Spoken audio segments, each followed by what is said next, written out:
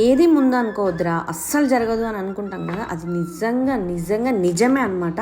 అస్సలు ముందు ఏది అనుకోవద్దు. ఏదైనా అనుకున్నామంటే అది పక్కా అవ్వదు. అన్ఎక్స్పెక్టెడ్గా కొనడం, అన్ఎక్స్పెక్టెడ్గా జరగడం ఇవే బెటర్ అనిపిస్తుంది. ఎందుకంటే భవిష్య బర్త్డే ప్రతి ఇయర్ గ్రాండ్గా చేయాలి ఏదో ఒక ఇయర్ అని అనుకుంటాం, కానీ తను కరోనా టైంలో పుట్టడం ఏంటో కానీ ఒక్క ఇయర్ కూడా గ్రాండ్గా చేయలేదు. ఎప్పుడు మేము నలుగురము ఉండడం అట్లా అయిపోతుంది అనమాట. సో ఈసారి కూడా అంతే. ఇంకా మమ్మీ వాళ్ళు కొంచెం దగ్గరలో ఉన్నారు కాబట్టి ఇంకా మా మమ్మీని మా తమ్ముని పిలిస్తే వాళ్ళు వచ్చిర్రు.